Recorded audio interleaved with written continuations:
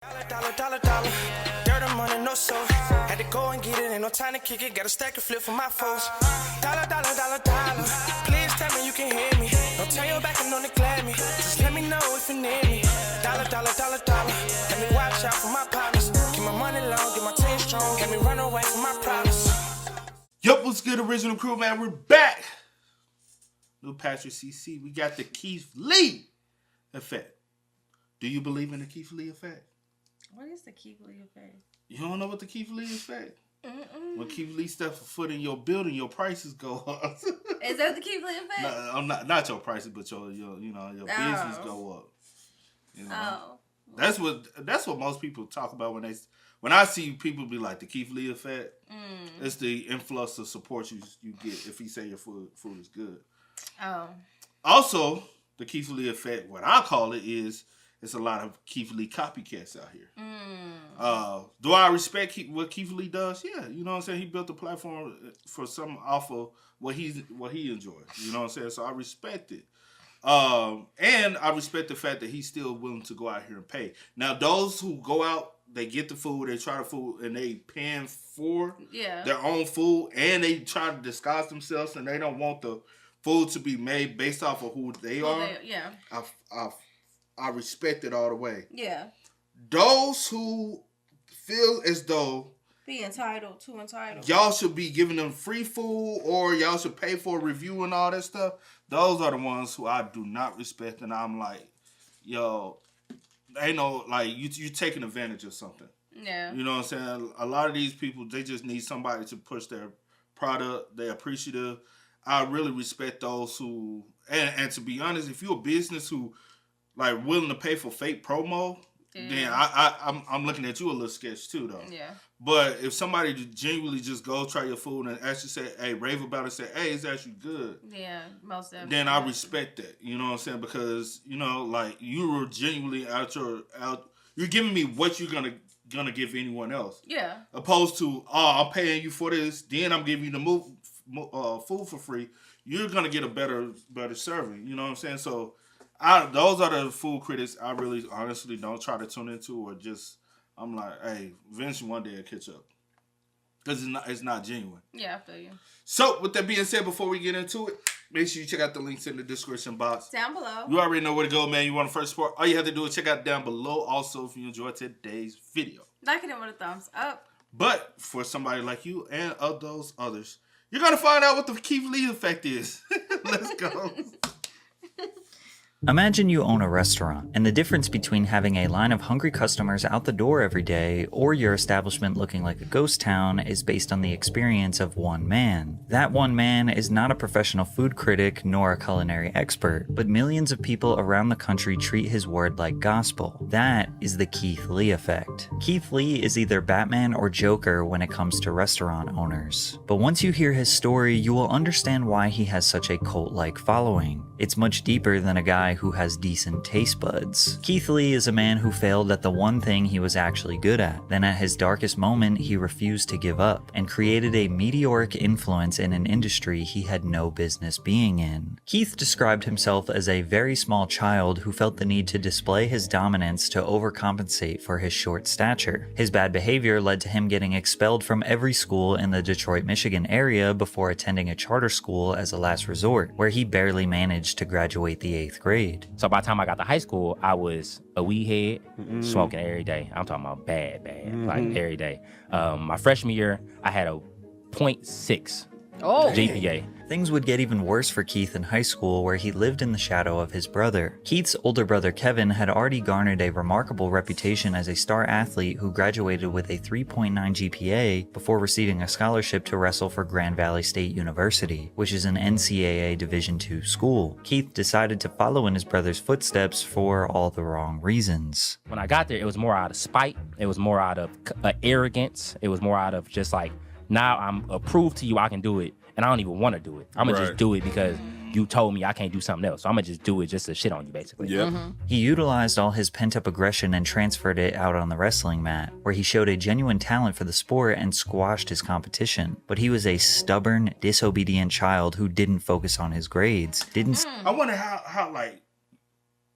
Sorry. I know why you said Sorry. Y'all. I know why you saying, but I wonder how close is him and his brother Yeah. for him to be even somewhat influenced by what his brother already done. Because you know what I'm saying? Because sometimes that could be an impact too. Is, hey, I'm so close to my brother. I am, even though I'm seeing what he does, and I'm like, all right, let me try to redo what he did as well. See if I can excel at it as well. You know, sometimes that's what it takes. Sometimes kids, especially when you got an older sibling, especially like male or female. Typically, if you got a brother, you really influenced by your brother, especially if you see them doing good. Even though you might be going down a bad road, or they just complete, you know. Yeah. Or he could have been seeing him getting all this love and support. He like, fuck it, I'm finna do it too. Show y'all, nigga, he ain't the only one. You know. Right.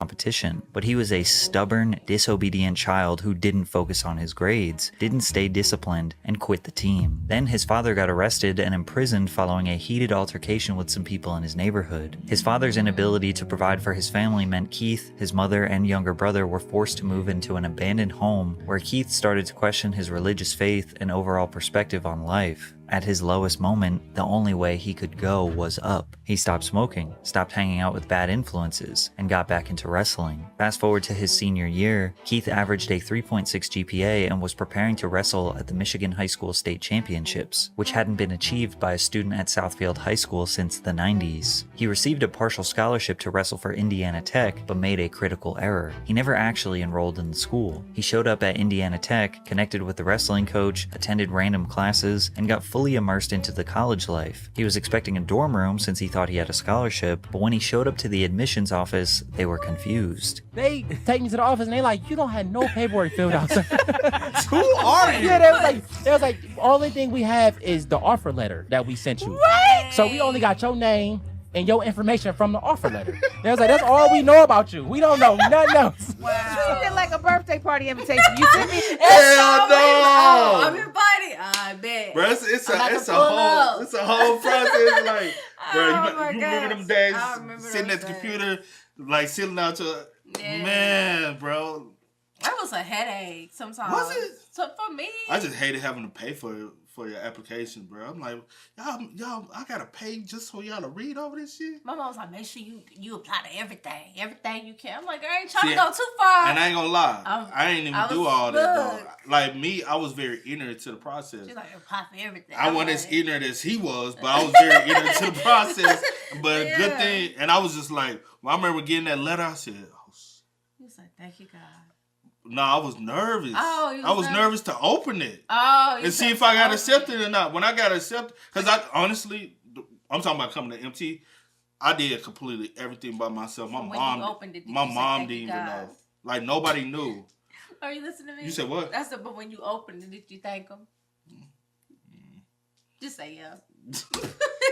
Maybe. Don't embarrass me. I just showed up. Keith laughs about the situation now, but at the time, he was devastated. They told Keith if he didn't pay them $20,000 for the semester and $2,000 for the application fee, he wouldn't be allowed to go to school. $2,000 for the Unable to get a application loan, fee? Keith had to move back with his family who relocated to Las Vegas. He was now sharing bunk beds with his 14-year-old brother who regularly reminded Keith that he was a loser. At this point, I'm in the deepest depression I've been in a long time. Dang. Because I'm like, oh, the reality is sitting in. Yeah, He's right. yeah. I'm not in school. I don't have a job. I got fired already.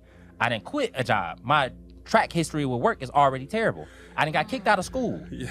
I don't have no other offers. Right. Nothing in life is looking bright to me right now. Right. I don't have nothing going for me. Keith's older brother Kevin had recently secured a contract to fight in the UFC as Kevin the Motown Phenom Lee, and Kevin was a savage. At his peak, he held a 16-2 professional record and was toe-to-toe with legends like Tony Ferguson and Charles Oliveira. Kevin forced Keith to get into the gym with him, and on his first day, their coach Dewey Cooper realized the potential Keith had as an MMA fighter. Desperate for money and a purpose, Keith trained for a year straight and won his first 4 amateur fights. The only 2 losses he had were by split decision. meaning he was a very promising prospect. However, he was earning next to nothing for these, $500, maybe $1,000 per fight. Keep in mind, this was over the course of 3 years, so he was broke following a rotation of various low-end jobs. But luckily, he met his girlfriend, now wife, Ronnie, while working for ASICS. Keith credits Ronnie with being the anchor to keeping him grounded and focused on becoming the best version of himself. Following a submission victory against Leonardo Carvalho at Global Legion FC 13, Keith proposed to his girlfriend Ronnie and intentionally got her pregnant 2 days later. On the same day of the proposal, Keith's manager informed him that his victory against Carvalho earned him a 6-figure contract with Bellator. He won his very first Bellator bout against Sean Bunch. It took many years, but once he finally had a support system around him, wife, coaches, brother, he was able to crawl out of the repetitive cycle of depression and low ambition. Now with some free time and spare income, Keith signed up for TikTok. Keith's journey on TikTok started just like anyone else, participating in trends for no reason other than it seemed fun. From there, his uploads were just random things that pertained to his everyday life. He was getting maybe 50 views per video, but it seemed more like an outlet for him to have fun rather than start a business. But then the pandemic hit, the world shut down, and Keith needed to make something happen. I downloaded TikTok after I kept saying I wouldn't.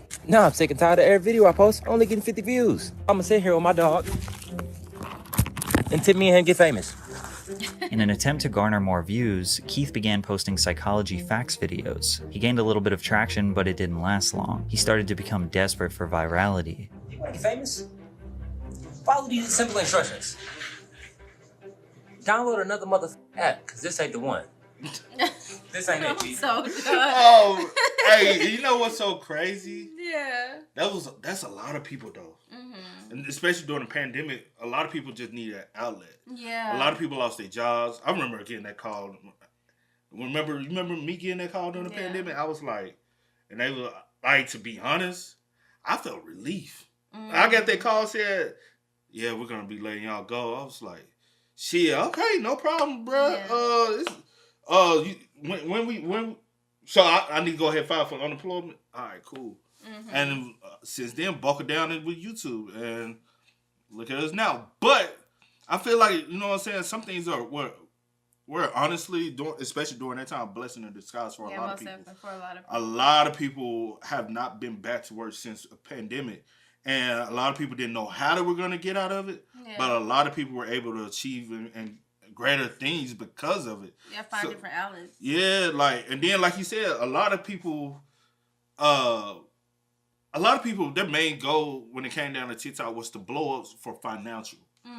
And I don't think some people want to really be famous from it. I think a lot of people just wanted it to be able to financially take care of them where they don't have to rely on a 9-to-5. Yeah. Because that 9-to-5 can go at any time. Yeah. You know what I'm saying? So, ain't no wrong with it though. Download another app, cause this ain't the one. This ain't it, Chief. It ain't never gonna happen. Never. He would cash out people if they solved a riddle. He posted math problems for people to solve. Even though he looked defeated, he refused to give up. At this point, Keith was obsessed with the platform, posting daily, if not multiple times per day. He started featuring his wife Ronnie on his page after he went semi-viral talking about building a nursery for their expected baby. He then proceeded to document milestones throughout their pregnancy, many of which received thousands of views and ignited a dramatic shift in Keith's content. In September of 2020, Keith won his second fight against Vinicius Zani. Whatever they have in store for me, I'm always here to fight. I'll fight as soon as my daughter's born. My daughter's born in 4 days, so as soon as she gets here, I'm ready to go again.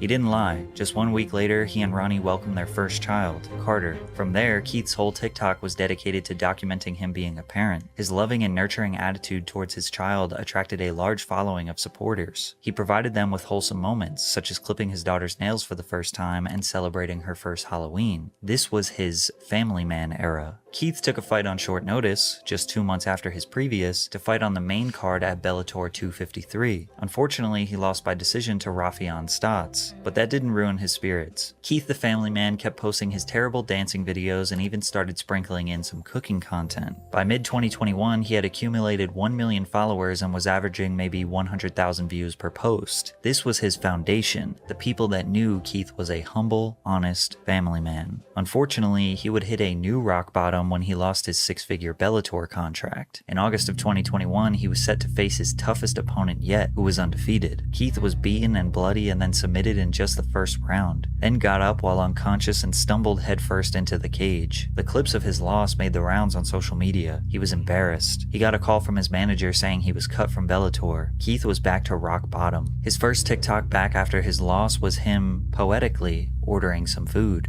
I have these sunglasses on because my eye is black and my face is beat up. I'm fine though, for anybody. Well, I'm not fine, but I'll be fine. He had 1 million followers, but he was only making around $400 per month on TikTok. His fight career was looking grim, and TikTok didn't seem realistic. Then he got a call from the owner of Harold's Chicken just a couple days after his loss. They asked him to do a review of their establishment. At the time, he didn't know it, but Keith just discovered his next big venture. All right, Harold's Chicken in Las Vegas. They didn't have no mac and cheese, but it's okay.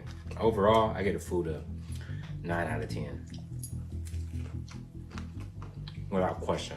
Following his review of Harold's Chicken, Keith made food reviews as a side quest on his page. However, his main focus was on family vlogs and cooking content. He was still largely referred to as the cooking guy, regularly being asked about his cooking content during interviews. In January of 2022, his wife became pregnant with their second child, and they desperately needed to find another source of income. He started doing more and more food reviews, but they weren't that organized, and he was very generous with his ratings. We are sitting outside of Firehouse Subs because today we are doing an official food review. This has the perfect amount of spice. Like my tongue is tingling a little bit.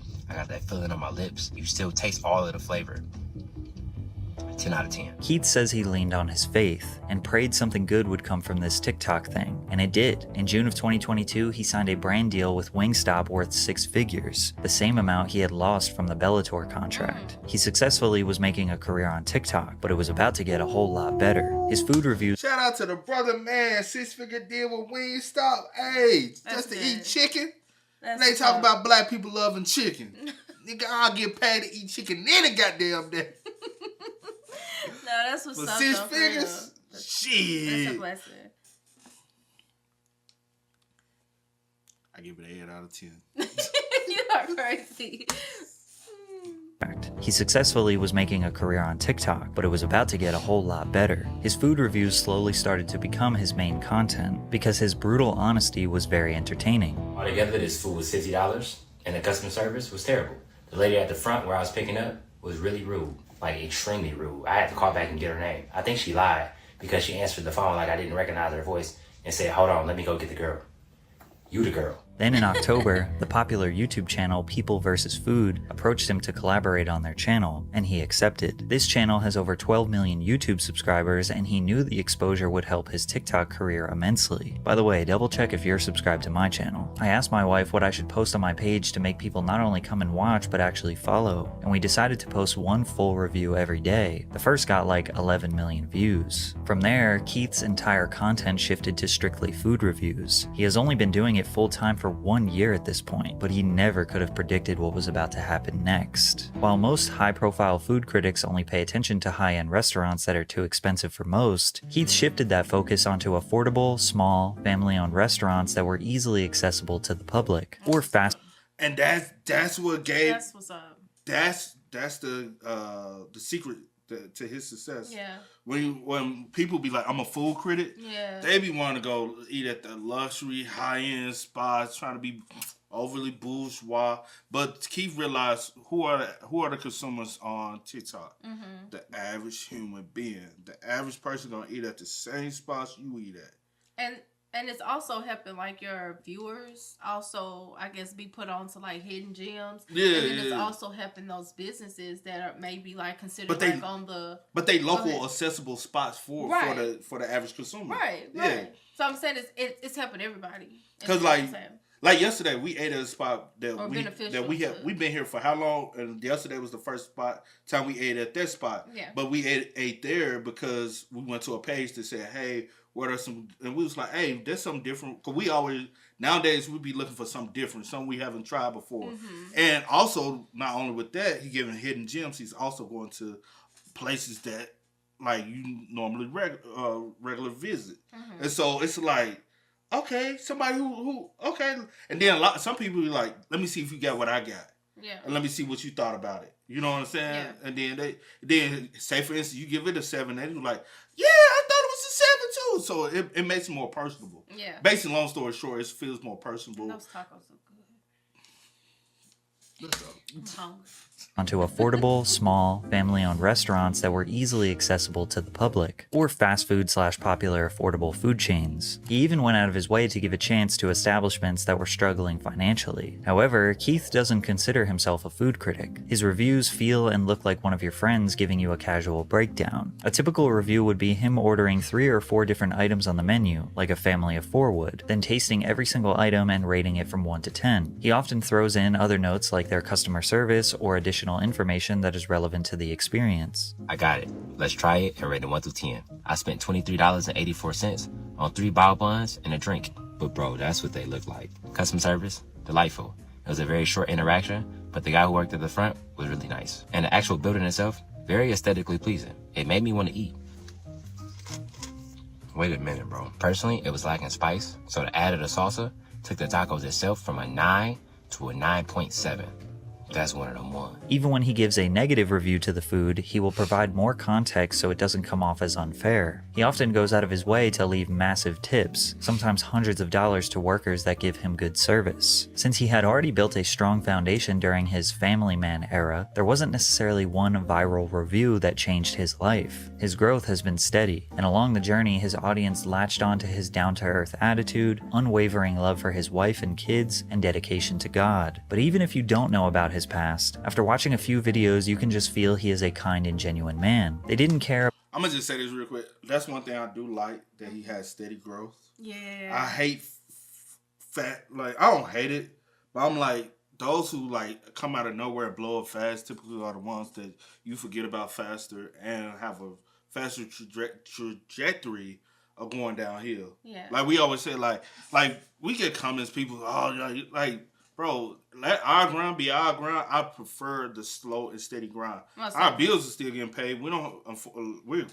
blessed to not having to go and clock in somewhere every day and then just, you know what I'm saying, and doing this. We've been blessed to be able to be in the position we are.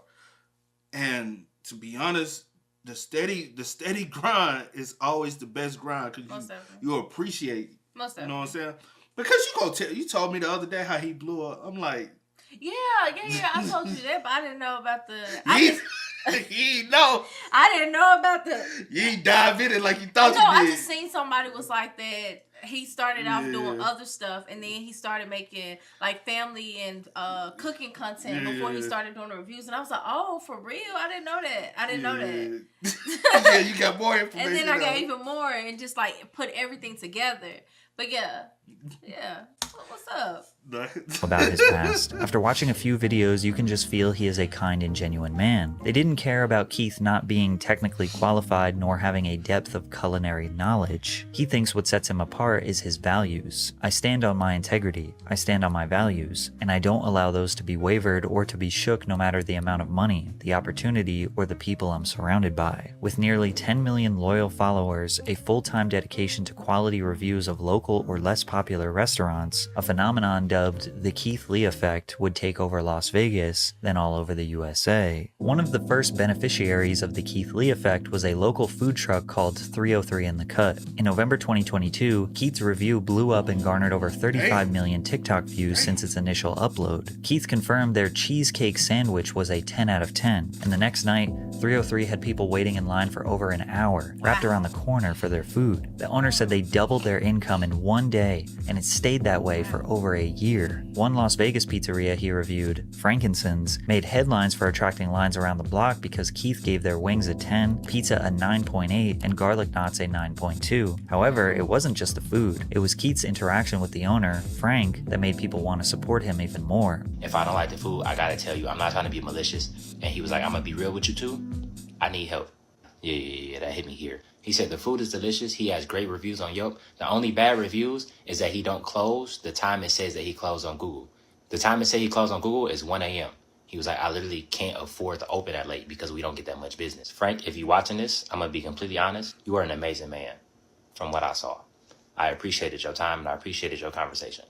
Let's try this food. According to Frank, Frankincense had to hire 23 new team members in the 6 weeks following Keith's review and had guests from all over the world patiently waiting for over 3 hours for his pizza. Frank said he was thankful that Keith helped his business and the overall community at large in Las Vegas. Yasser Zermino, owner of Aroma Latin American Cochina, asked Keith to come review their restaurant through email. Keith gave all 5 different items over a 9, including the Oaxaca sandwich, which he said was the best he had ever had in his life. The owner said, "We went from not being able to pay the bills to now having to hire people to come and help us." Other Vegas-based businesses that Keith reviewed have seen instant growth, like Caribbean restaurant The Pink Potato, or Southern Taste Seafood, a food truck that went from making $200 or under a day to seeing a 900% increase in revenue in the days following Keith's review. But his impact wasn't just on small businesses. Even Chipotle, the fast casual chain that generated $8.6 billion in revenue in 2022, saw the benefits of the Keith Lee effect. In early 2023, a reviewer named Alexis Frost posted a review of a menu hack, an order of a steak quesadilla with extra cheese and fajita veggies that fans say tastes like a Philly cheesesteak.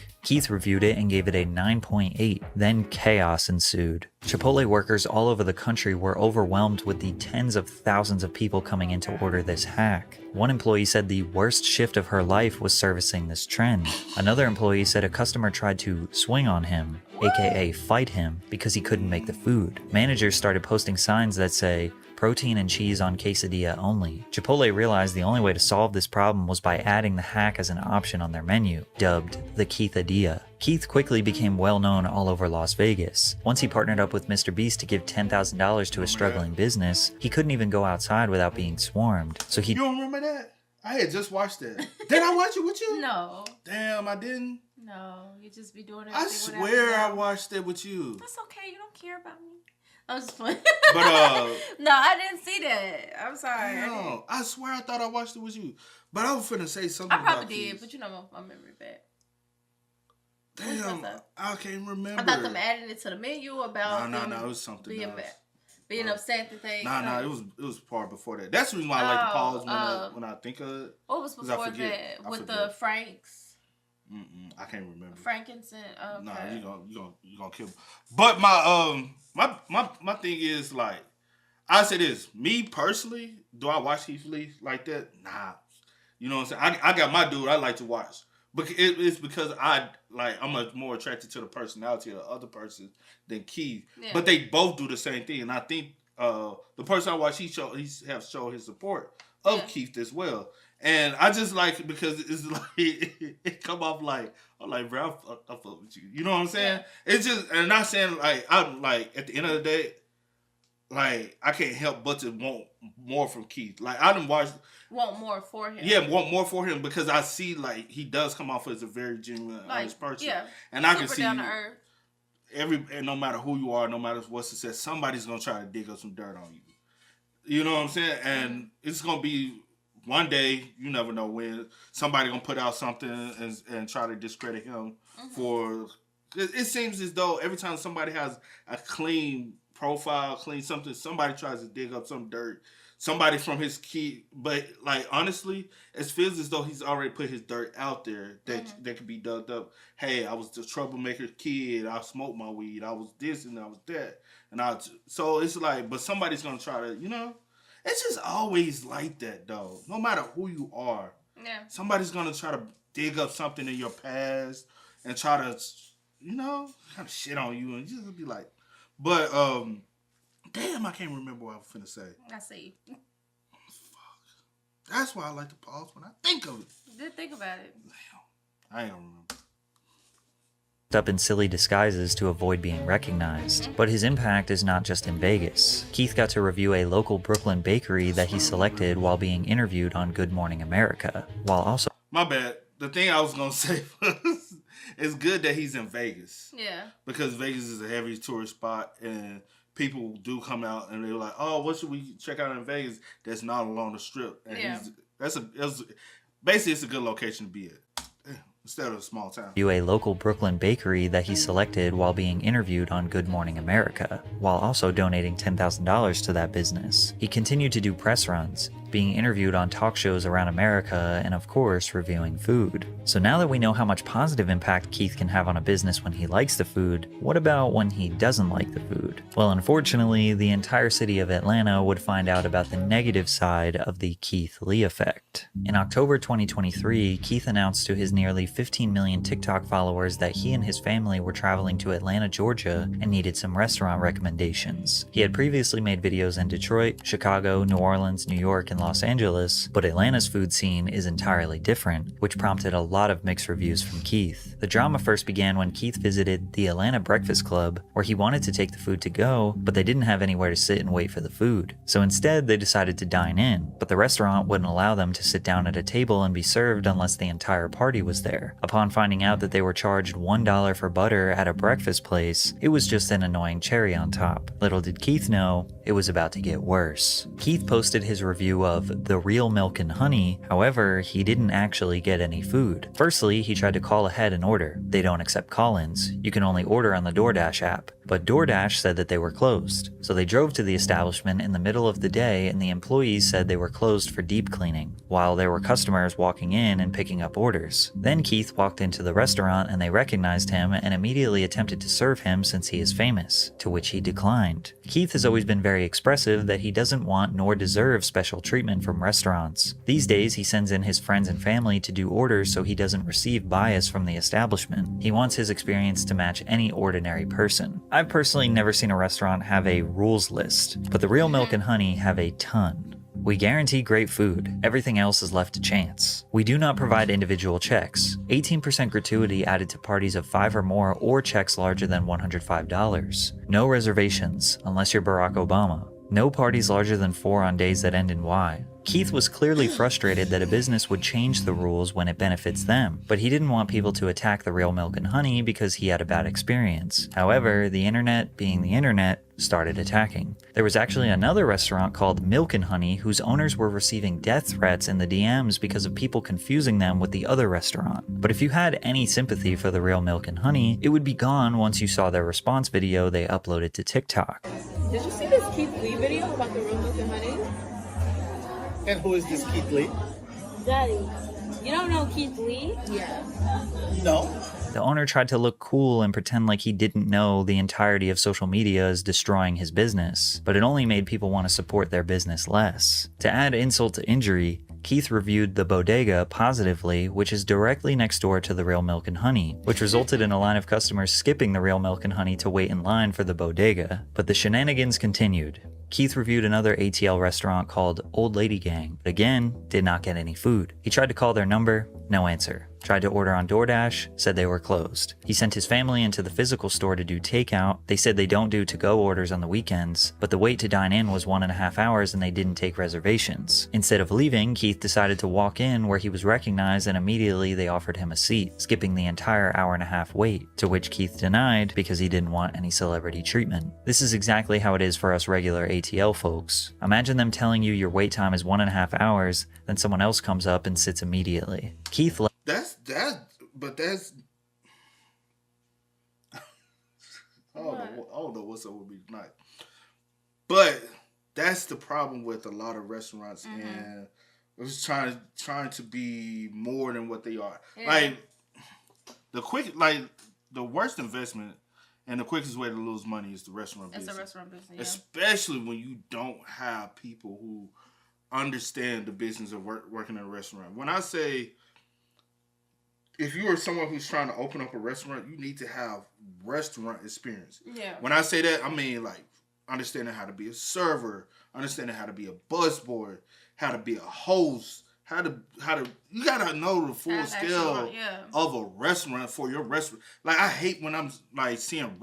I use the term hate, and I don't really mean like dislike. Hate. Just say dislike. But I dislike to seeing like rappers and celebrities say, "Hey, I'm gonna open up a restaurant." Yeah. And then most of the time when you see that, the service and the food be half-assed. Yeah. It's because of look who's behind it. Y'all don't have the true passion or the true understanding of how to run a restaurant. It's just all off the name. It's all off. Y'all think, it's another gimmick for y'all to make money, and like it's very rare. It's like don't get it twisted. Some people actually food is good. Yeah, some of them. Yeah, but it's very rare because you will be surprised how many rappers and celebrities actually go into the restaurant industry, and how many close, and they quiet close. Mm-hmm. But to be honest, we've seen videos before Keith Lee and after Keith Lee about especially these two restaurants, and have heard that how horrible not only the food but the service is. Yeah. And who the fuck coming up with these? Now I understand. Go ahead. What you finish? No, go. You about to say something about the rules? Yeah. Nigga, this ain't no club. This is a food establishment. And then it's just, even looking at the rules, it sounds it's unprofessional. Because he barely went over it. If go over it, y'all will see. Yeah, like looking at everything, I'm like, this stuff don't add up. It's super unprofessional. Like, come on now. And they said, and I can't take you serious. And then the person who broke it down one day we watched it, he said for majority of restaurants in Atlanta, those are almost all of them have rules like that. Yeah. And I'm like, no wonder why like a lot of people say Atlanta is falling off. Yeah. Now if you live in Atlanta, they ain't my prerogative. That's y'all thing. I don't plan on going to. If you like it, you like it, you love it, whatever. I don't plan on, you know what I'm saying? But at the end of the day, you got to understand, especially for growth, especially for a city like that, you're going to have a lot of tourist people. Yeah. And a lot of tourist people are not trying to do that. They're trying to eat, enjoy it, and enjoy this experience. They're in the city, their experience. Yeah. And that be like if you're trying to be bourgeois, you need to go downtown, get in the high rise, and say, hey, we're for upscale. You know what I'm saying? Like, but don't just be on the side of a road and you know?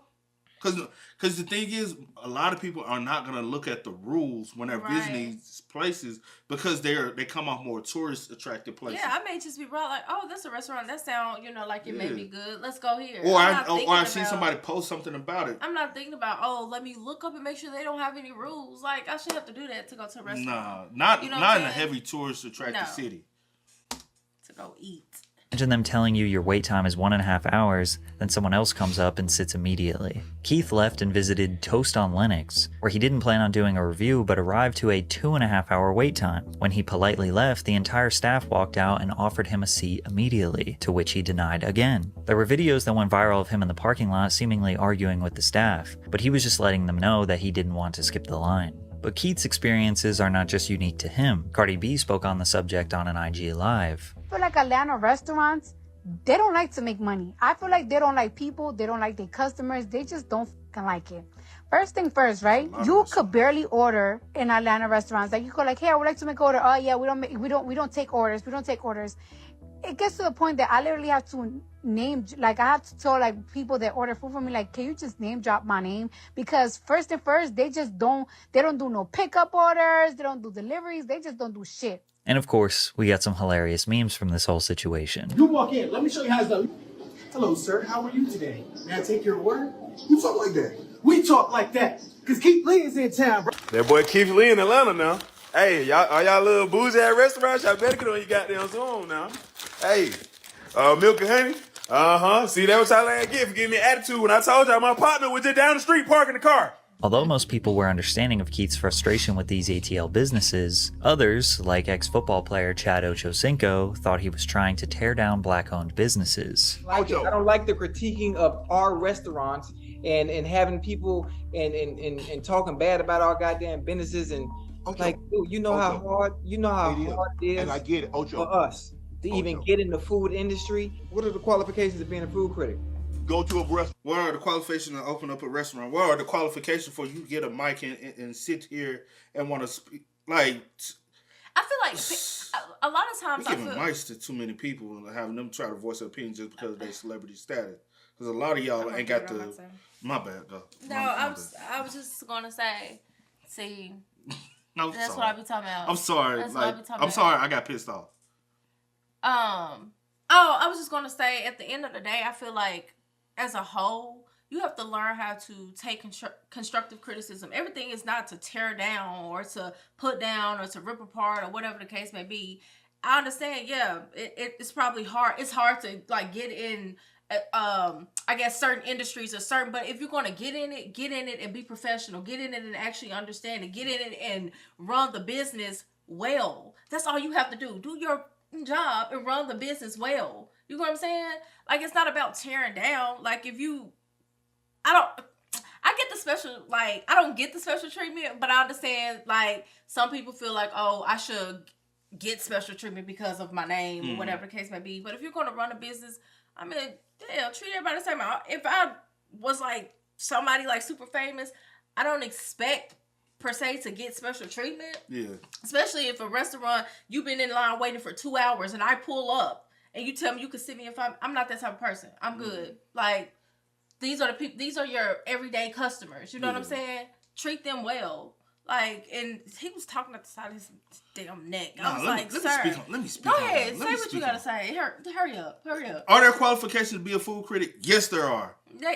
Do Keith Lee call himself a food critic? No, he does not. He said he's just another man out here that's trying food and recording himself trying food. So he doesn't call himself a food critic. Yeah. Food critics, there are qualifications. Should there be qualifications to open up a restaurant? There should. You should have to go to culinary school. You should have to learn about a lot of things. But obviously, a lot of y'all rich, famous celebrities are bypassing their qualifications and just open up trash-ass, nasty restaurants. The food nasty.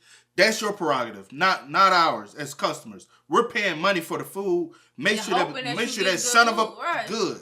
If it's trash, it's trash.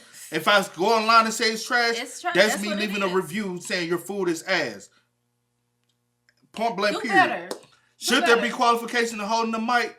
Yes, just because you're rich and famous and a celebrity. No, there's actual people who go to school for journalism and entertainment that actually get true qualification. You actually, right now, you're looking at one. And those people don't get the respect. You're looking at one who has the qualifications to be speaking on a mic right now. You sit and you say things and you don't get the respect. But somebody who's a celebrity status. We just gotta listen and take everything that they know what they're talking about because what you're saying doesn't make sense. But anyway. That shit just pissed me off because it's like let me go.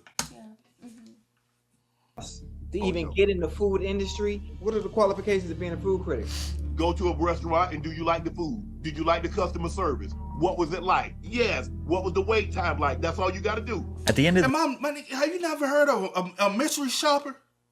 A mystery shopper. I can go apply to be a mystery shopper. You know what I critique? The food, the wait time, the customer service, the cleanliness. The cleanliness of the establishment. Yeah, that's a mystery shopper. Everything. You don't have to have qualifications. That's AKA that's your lack of knowledge and information, lack of education behind whatever you're speaking on. Mm-hmm. Wisen up, bro. That's why a lot of y'all who are rich and famous, I need to educate your damn self. The customer service, what was it like? Yes. What was the wait time like? That's all you got to do. At the end of the day, Keith just gives his honest opinion and experience, but he implores everyone to try for themselves. If he is too positive, his opinion will hold no weight. If he is too negative, he will be seen as destructive. There will always be haters. However, broadcasting his opinion to 14 million followers will, without a doubt, prevent a lot of people from trying a restaurant. If someone I trust says don't go somewhere to eat, I'll probably listen to them. Or if I have one bad experience, I probably won't go there again. This is why some people argue that you can't have a bad day in the customer service industry. If you can't afford a bad review, then you shouldn't give bad service, especially if you are inviting a food critic to your establishment, which a lot of these restaurants do. Through all the drama, Keith found a lot of gems in Atlanta. The seafood menu, juicy jerk, the dining experience, which he personally tipped the owner $2,000, and Jamaican jerk biz, where the owner broke into tears when he walked in. He asked the owner what her sales were for the day, which was $2,600, and he paid her $3,000 for his meal. However, Keith just announced that he's on his way to Houston to do a food tour, and restaurant owners are trembling. In just 10 months of fame, Keith has helped hundreds of businesses, raised tens of thousands of dollars for charity, and continues to spread love and positivity during a time where we need it the most. Maybe from here he will start a food review show, or a cooking show, or maybe an app for restaurants all around the country that he recommends. As long as he remains the positive and wholesome man social media knows and loves, they will support whatever endeavor he chooses. Finally, the internet made the right person famous. That's facts. I get a little emotional at the end. Because I do get tired of seeing the wrong people get famous. I know, right? And I do apologize but I do hate internet for blowing up again. It's frustrating. It gets frustrating because, bro, Keith, a lot of them do not call themselves. Some of them do call themselves food critics. But he doesn't. But the ones I've typically he watched do not, and Keith Lee do not call themselves food critics. Yeah. They're literally mystery shoppers. Basically, yeah. That are just found the hidden gem to record themselves instead of submitting it to a company. Yeah. And y'all getting a full review. But because I've been mystery shopped before, and to be honest, I failed mystery shops before. And to be honest, it was just lack of service from my experience. And does that make me a bad server? No, because I made plenty of money when I was a server. Yeah. But it was just I was never always on. Not never always. That sounds so wrong. But I wasn't always on my A game. Yeah. Sometimes I slacked off, and that was my fault. Yeah. Does that should that have reflected on the job? No, not necessarily. But sometimes your customer service literally is the server. Yeah. It's not, or the person you're interacting with. It's not a reflection of the business, which is true. Unless all the servers are just. The only problem I had when I first saw that Keith Lee situation, I said, well, possibly he shouldn't have posted about the company if you didn't eat there. And I was like, that was my only, and I didn't voice my opinion, but only to you.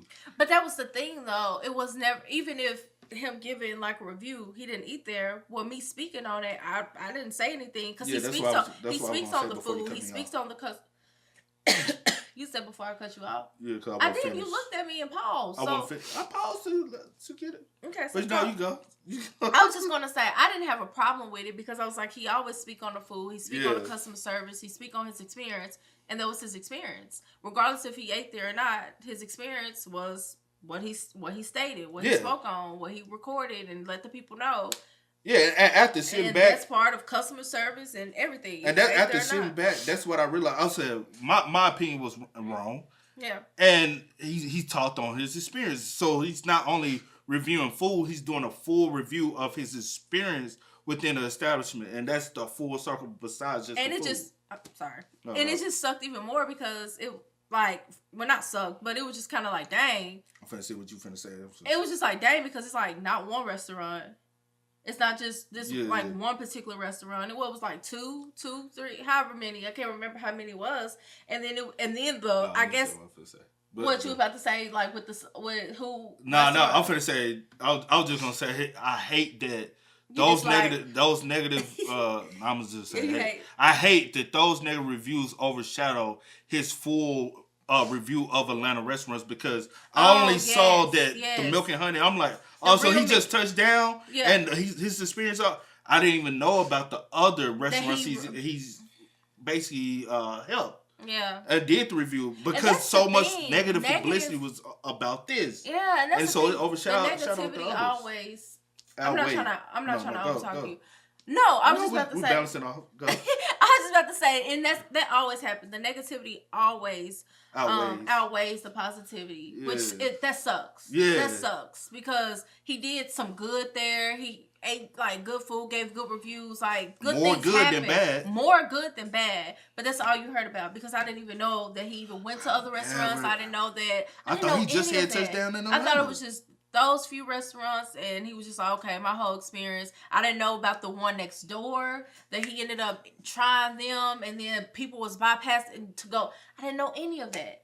You know what I'm saying? Because if I'm not there and I'm not really hearing about it, and I'm not like, I guess, following everything that he's doing, I guess I didn't see it personally. I mean, I know people probably did because a lot of people got over 15 million followers, so people see about it, but unfortunately, I didn't see it. But I'm glad to know now. And just with the old lady gang, heard the food trash anyway. I'm gonna go ahead and say it.